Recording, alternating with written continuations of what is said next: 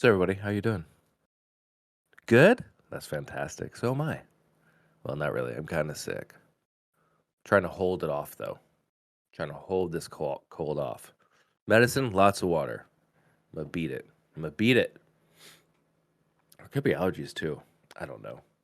I think it's allergies. Because when I get a cold, my eyes start to run. Run? My eyes run? Yeah, they run away. They start to water. Yeah, and like he smells funny too. Oh, hey, Dan. Yo, what's up? Thanks for whatever you were saying about me. I hope it was it was great. I know it was. Hey everybody, welcome to the Hot and Hauter podcast. I'm Arti. And I'm Dan. Every episode, I give Dan a recipe, and we find out if it's A success. or a disaster. Nevertheless, it's bound to be an adventure. Let's get to cooking.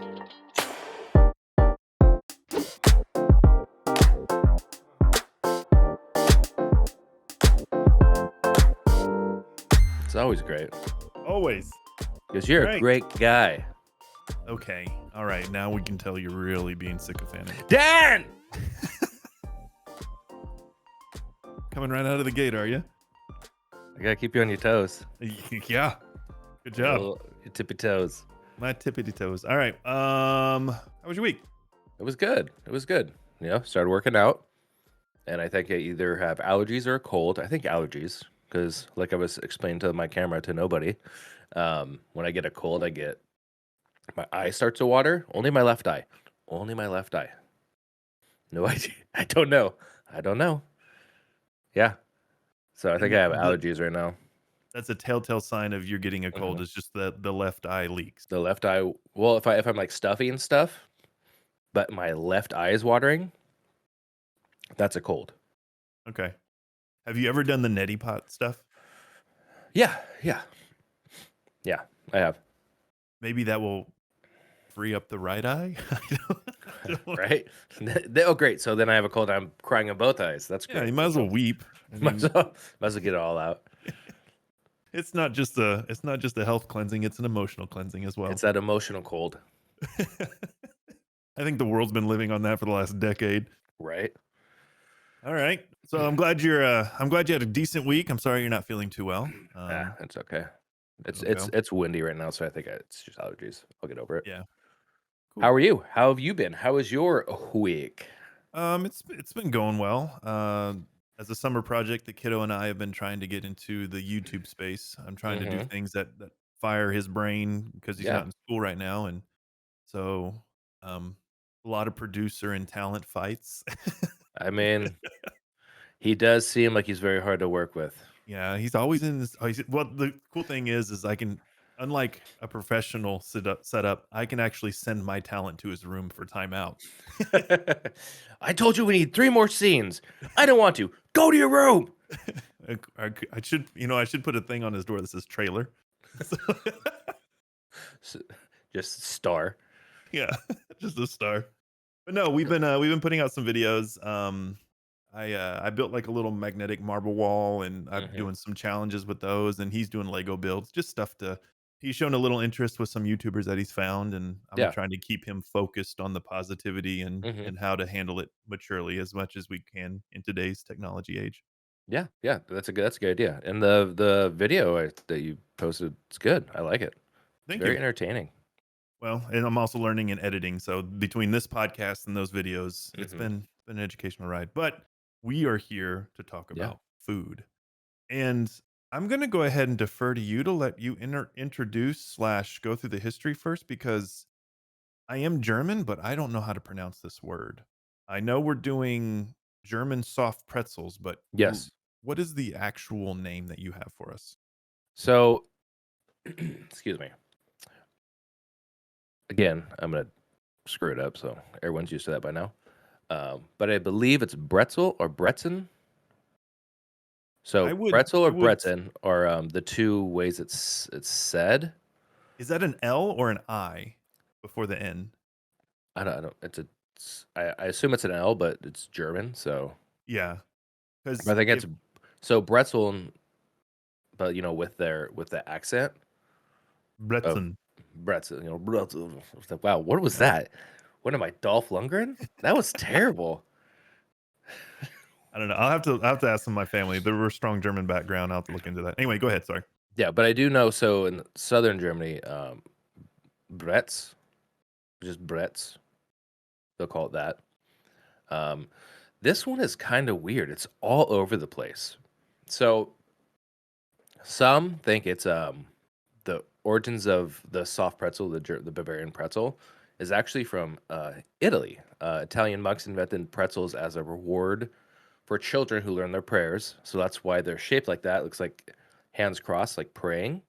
Oh, And they were called Pretolia, Pretiola, something like that. Again, I butcher names, which meant little reward. So it's a little reward for the kids. that's Italian. Yes, that's the Okay. Italian version. Another um, s- story, or I guess another version of how where they came from, is they're invented in a monastery in southern France. So that's another offshoot of the story. Hmm. And then in Germany, there are stories that the pretzels were inventions of desperate bakers, held hostage by local dignitaries, apparently. And then yet another version is that the pretzel was invented based on the Celtic harvest knots to worship the Celtic goddess Serona. So that's kind of like the origins of it, but the which I think this next one sounds the most likely, at least for it being brought to America, is that German immigrants that came to Pennsylvania brought pretzels in the 1700s, and the earliest versions were soft pretzels. And then a German baker in Lititz, Pennsylvania, Julius Sturgis, was the first commercial pretzel bakery in 1861, and hence claim credit as the creator of the first hard pretzel. So pretzels are kind of all over the place. Sure. Um, but the ones we made are Bavarian soft pretzels, or a version of them. And those are from southern Germany because Hmm. Bavaria is in southern Germany. So, Yes, I've actually been there. oh, cool. Yeah, so take your pick. Choose your Okay. own story of food history today. It's all over the place, Well, it's kind of like you took us through a like an HBO miniseries of all the different dramas behind right? the pretzel. And we go I from know. innocent child treats to make me food because Yeah, pretty much. Yeah, very the extremes of uh, the origin story. I will say with these pretzels, I mean, you've got such a, I guess, dichotomy. You've got so many different forms. You've got the soft, like bar, you think like bar pretzels that are in the little bowls that you just Yeah, pop in the little, yeah. real crunchy ones. And Hmm. then you can think maybe the bigger soft ones like we did where you get it like carnivals Yeah, or yeah, or amusement parks and you get it with like a sauce or something. yeah, So there's a lot of, and then room for interpretation with regards to ingredients, of maybe course. little flair things here and there. Hmm. But I mean everybody recognizes the shape of it. And I like Yeah, the yeah. prayer one. I think that's cool where you said that it's kind of like for Hmm. doing your prayers and the Yeah. kind of intertwining. Like, they That all kind of make sense. Mhm. So, it's hard to be like, "Well, it's this one," and, it's the same thing as with everything else we've been making.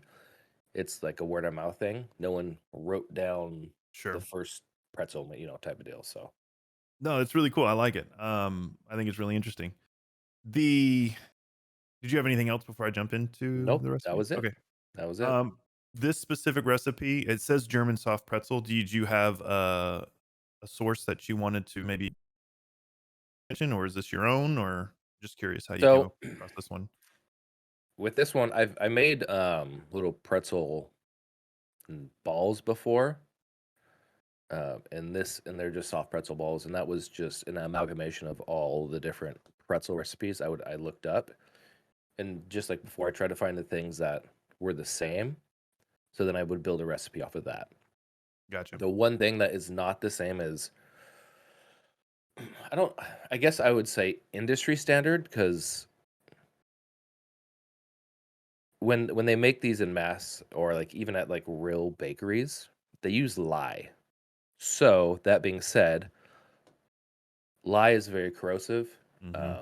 and I don't I'm not comfortable putting that in a recipe because we are making a show for people who are learning how to cook. But what you can do is what we did in the recipe is use baking soda because all it is the lye is used to kind of strip the surface of the pretzel, and then gives it like a skin, which then promotes the Maillard process, which is just browning. But Weird. you can do that. Lye just does that really well because of how high of a pH it is. But you can do the same thing with baking soda. So that's why that was the Okay. only variation I did.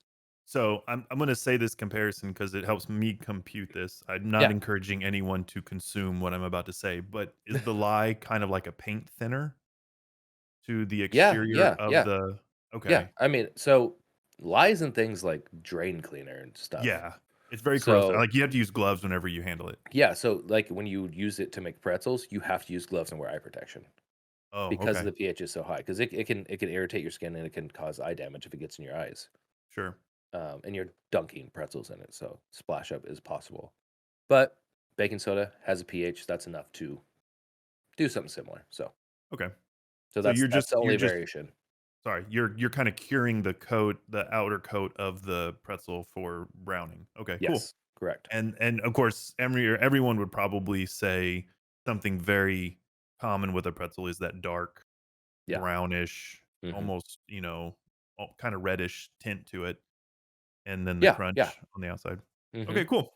Cool. That's really interesting, and I like there were several times throughout this recipe where science happened, and I'm always excited Hmm. about that. Yeah. And and anyway, I'll get into it.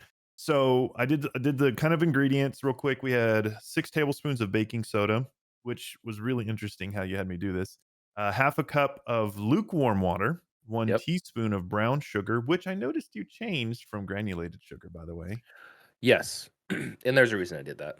Let me have it. Um, so usually what they'll put in these pretzels is diastatic malt powder, which aids to that browning, or they'll use malt syrup, which again we're making these recipes for everybody. So I don't want to make it some obnoxious ingredient you have to go get from Amazon or hunt down. So other option you can use is like brown sugar or molasses is a thing you could use too. But Hmm, molasses is such a powerful flavor that I didn't want to impart it into the pretzel. okay. So brown sugar is an option, is another option. Okay, cool. I But it can't just say kind that of I'm sorry. I'm sorry. it's just part of flavor profile. So that's it. So it's just Okay. an replacement. I can't say that I really tasted it that much, Hmm. mainly because the salt is kinda overpowering a little bit, Yeah. depending on how much you put on it, but Hmm. that's kind of a pretzel, it's supposed to have a little bit of a bite, Yeah. in my Yeah. opinion. Yeah. And You're right. then the yeast, I wanna get into that because I have a very limited knowledge of what yeast is and how it reacts in food and Hmm. baking. Again, more lukewarm milk, Hmm. um, tablespoon some butter, flour for the dough, Hmm. and then a little bit of salt, some more hot water, and then, of course, sea salt to sprinkle on. Hmm. So the way that you had me go through it, you had to first of all, you had to bake the baking soda. That was Yes. very interesting. I had to put some foil down on a baking sheet. I took all Hmm. 6 tablespoons of the baking soda, preheated the oven to 300, and then I threw that in there for an hour. Yes. What was that doing? So that's giving the baking soda a higher pH because what it's doing is it's pulling out moisture inside there. So the heat removing the moisture um, aids to giving it a higher pH, so you can get closer to that result that lye would give. Interesting, because I didn't notice any physical properties change on the as far as I concerned, I just had white powder sitting in my stove, and it wasn't Yeah. doing anything. There was no discoloration. There was No. no physical property change that I noticed. No. It's just to dehydrate it to give it a more potent pH. Interesting. If that Um, if that aids or not, I don't know. Um, it in theory makes sense, okay. but in practice, we'd have to do like A Some version versus B version, which some Mythbusters level stuff. yeah, yeah. There was just enough recipes that said that worked, so I was like, all right, we'll go with it. Because normally when I did it before, I just used baking soda. I just used a baking soda water, and that worked perfectly fine. But I was like, let's see, why not? Cool. That's cool. That's interesting. I kind of felt silly because nothing really changed, but Yeah, it I doesn't. guess it Yeah, was on there's a not much. molecular level. Yeah, exactly. It's molecules and shit, dude. There you go. There you go. And then we get into basically starting the dough. Hmm. You specifically twice throughout the list here, you asked for lukewarm properties of Yes. a liquid. Hmm. And I know in past episodes we've talked about the initial temperature of ingredients upon introduction to the recipe being Hmm. pivotal as to how it cooks or how long it cooks. I know, like for instance, butter being Hmm. set to a warmer temperature is easier to cook on, and I think it's faster or something. What are we using the lukewarmness of these liquids here for? So that's for the yeast. So The for in the order, water. yeah, Okay. and water in the milk. So if you introduce cold or hot things to yeast, cold makes it stay dormant, so it doesn't do what it needs to do, and then hot things kill it. So you need lukewarm temperatures to promote that yeast growth. And yeast is a bacteria, right? Yeah. Okay. And Mhm. what we smell is its consumption of whatever it's eating. Is it fat? What is it It, eating? so yeast eats sugar and then Okay. offputs CO2. Okay, carbon dioxide. Okay. Mm. So it was really cool with the yeast. I was a little nervous because my wife said something similar about how the temperature has to be somewhat in a fairly minute range for it to Yeah. operate completely. Yeah. And I'm gonna side shoot here because she actually we got some mosquito repellent stuff that used Hmm. yeasts, and we had Hmm. to put a certain temperature of water in it to activate the yeast, which then the bugs eat and then they explode.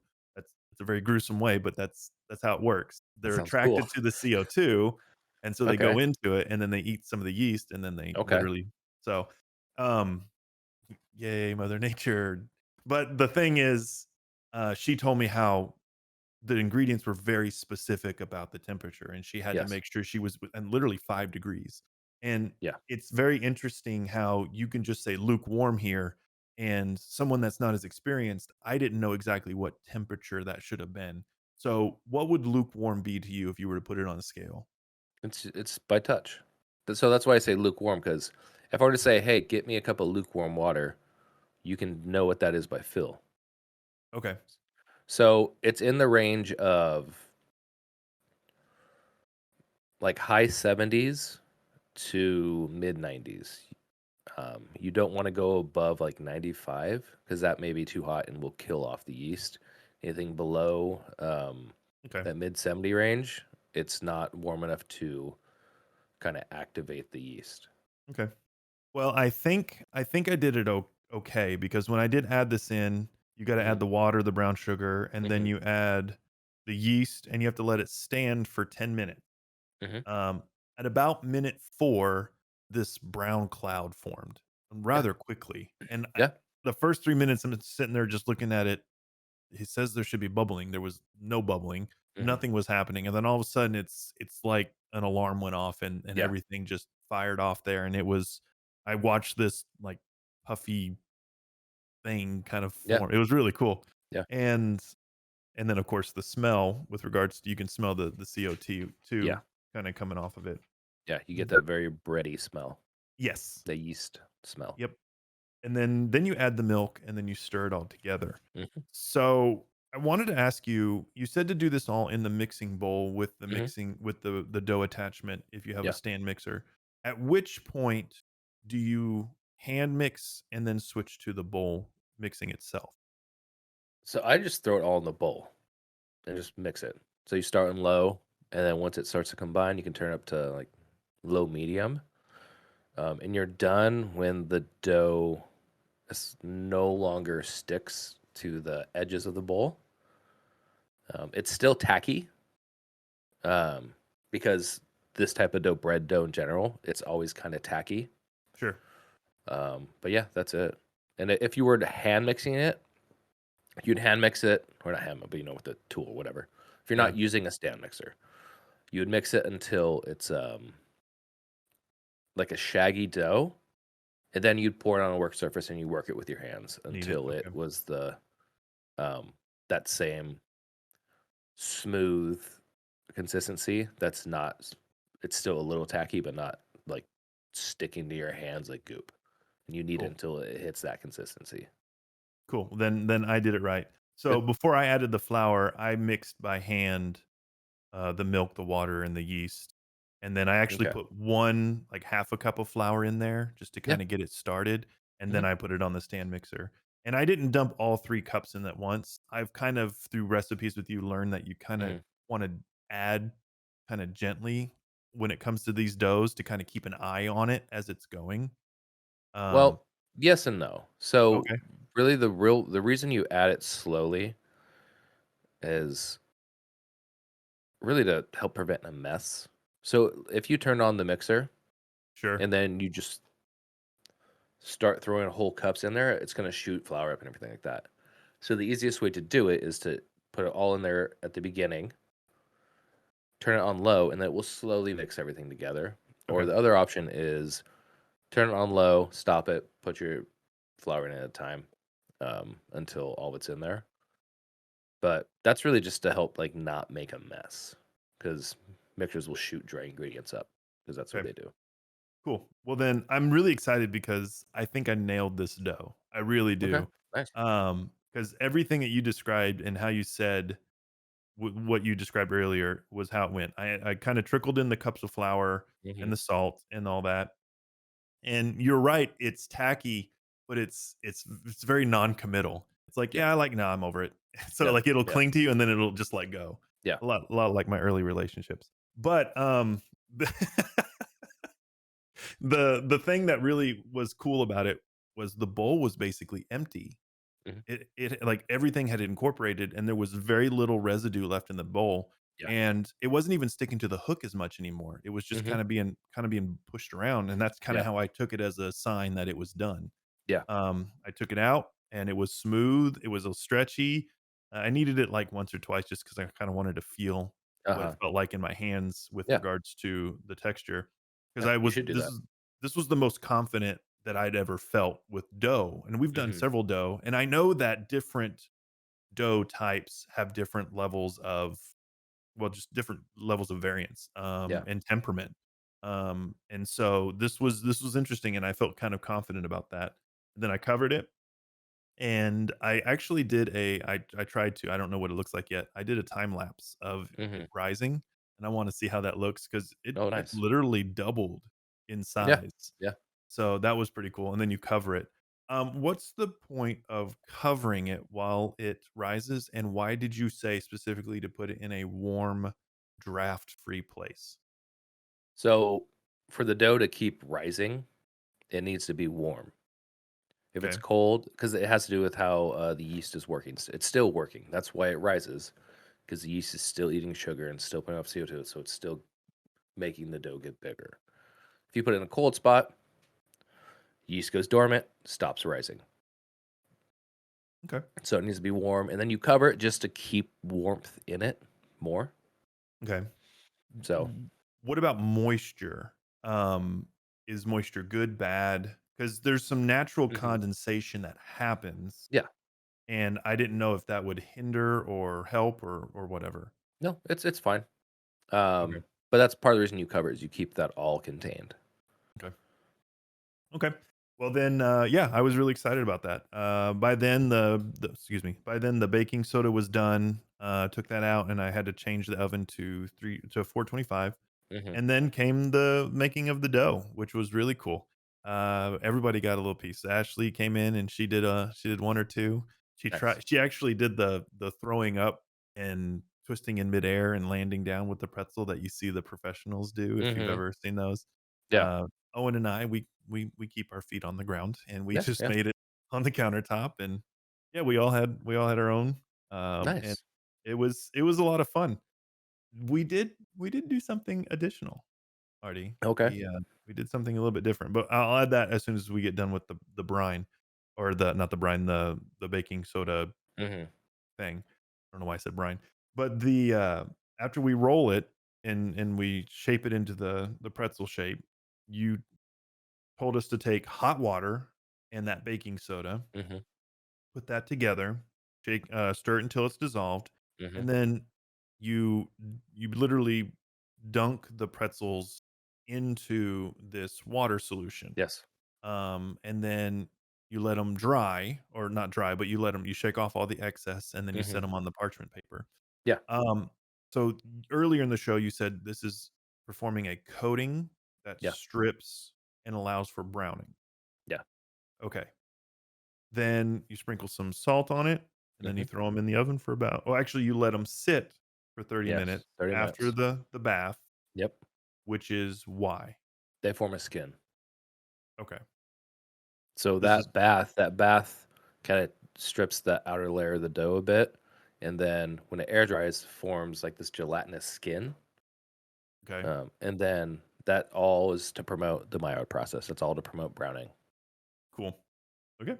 And then after that, you sprinkle on the sea salt, and then you said slit the thickest part of the pretzels with a Yes. sharp knife or razor blade, and then sprinkle it with sea salt.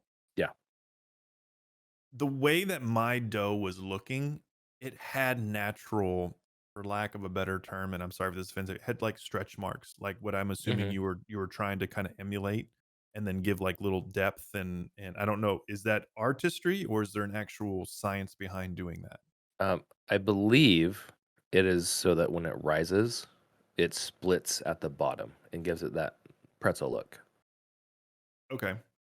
I didn't cut mine either because they were just not cooperating, but that's what the purpose of that is. Okay. That's optional, I would say. If you want to do it, do it. If you don't, don't. Um, but yeah, it's just for that look. Okay. That's it. Mine had natural, I guess, ridges and Yeah, valleys, and so yeah. just you just and it added texture and color variance with regards to the solution and what it Yeah. did. So I thought it was fine. Now, we made 12 pretzels, which is what this Mhm. recipe called for. I did a little dumb. You're supposed to divide the dough into 12 equal parts. Well, Yeah. my idiot self went half and half, and I was like, "Well, wait, that's gonna make 16." So I had to start over. Yep. But the other thing is on the request of my wife, she says, Mhm. Make a little egg wash Mhm. and put a little water in there, and Mhm. then brush that egg wash on the dough, Mhm. and then put the salt on." So I did that on 5 of the 12, Mhm. and it created a glossier finish, Mhm. and it did kind of give it a little bit more of a flavor profile, deeper flavor profile, and it helped the salt stay on it better too. Mhm. So, Yeah. I hope you're okay that we did that, and if you're not, I blame my wife. If you are, then it's my wife. She did a great job, No, and that's fine. I mean, um, that's kind of a if you want to do it or not. The other option, which is what I do, is when they're fresh out the oven, you butter it and throw salt all over it. oh, okay, I didn't know that. That makes sense because I was sprinkling the salt on the dry ones. It's like, this is just it's literally falling off. Yeah.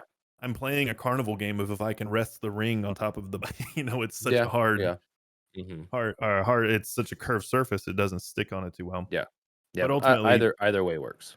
okay.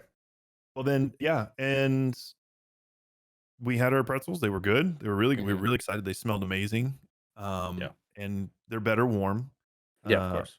Owen had his this morning when he had breakfast, he literally had a pretzel for breakfast, and My kid's gonna have them for lunch, so so it was good, well received, really, really good. So I the recipe that you have, actually, you can make rolls. yeah. So I wanted to ask you about that, and then I also wanted to follow up with what sort of additional items, dips, different toppings or whatever, Mhm. what could you do after, it's all said and done? Yeah. So regarding the rolls, I removed that from the recipe because I didn't want to be too complicated. Okay. the pretzel one's easiest to make, and all the instructions I could find telling someone how to do the rolls wasn't very clear. So, if you wanna do rolls, just go to YouTube and look up how to make the rolls, and you'll see them they'll show you how to do it by hand. So, um, with dips and stuff, so traditionally, in Germany, it's served with just softened butter. They Ooh, just eat them with okay. butter. Hop over here to America, and, there's your beer cheese, your plethora of mustards. So those are kind of the ways you can eat them. I like it with just some butter, but you do you. Cool. Whatever works. Whatever is pleasing to your palate. Who cares what people think? Who cares how it's traditionally done? Just eat it how you want it. Interesting. Well, I had a good time with this one. This was, out of a lot of our recipes, this was more of a low key one. It wasn't Hmm. very stressful. Yeah. I was a having done a couple different doughs up until now, I was much more confident going into the dough on this Hmm. one because of its basic simplicity. As long Yeah. as you nailed the yeast, you should be good to go. Yeah. Uh, and so I think we did okay there. And it was a lot of fun. Pretty straight and narrow. How did yours come out? So mine came out good. Um, did the whole process. Mine didn't brown as much as I would like, but that's just what it is. That's kind of par for it. Mhm. Since we're not using lye, the other ways to get that really darkness is like you can do an egg wash or you can butter them before. But if you bake them a little bit longer too, you can get that browner exterior too. So that's just kind of what it is. Um, and then,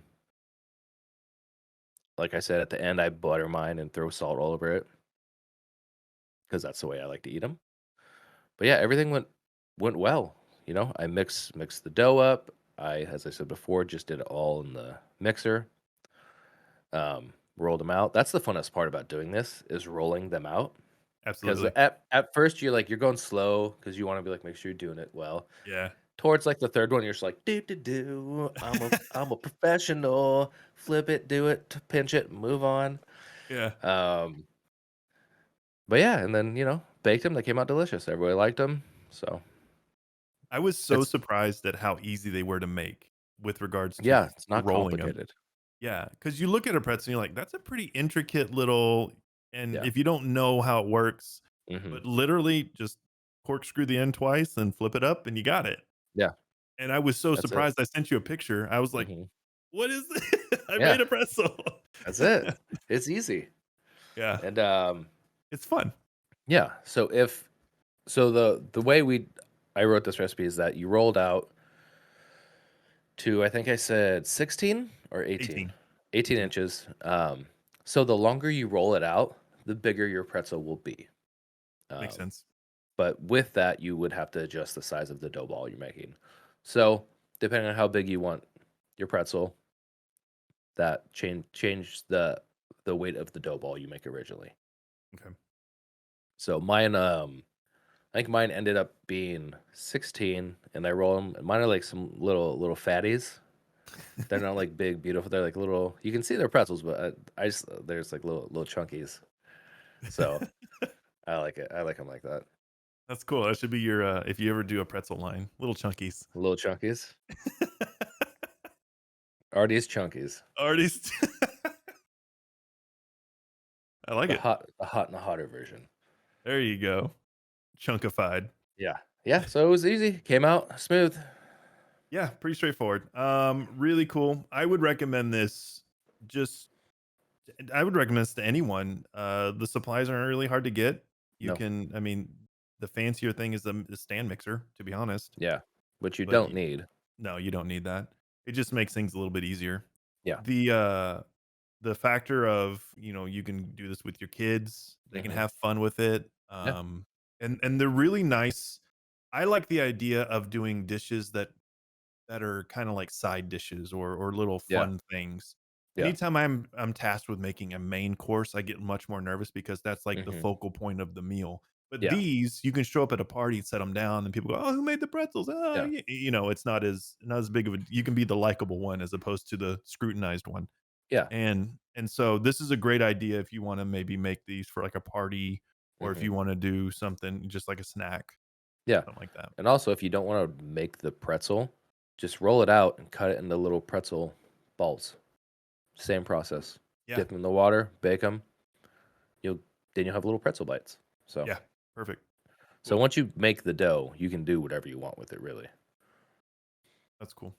Alright, man. Well, that's all I got. Kind of a sweet and simple one here. Yeah, yeah, that was a good one. Gotta Yeah. get you that false confidence. Oh.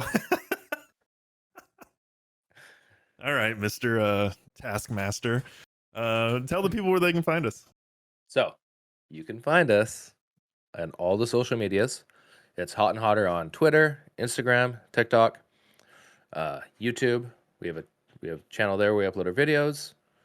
I think that's all the spots, and then our website hotandhotter.com, which is our recipes, and you get our podcast there. And then the audio podcast you can get on every major platform: Spotify, Apple, all the other ones too.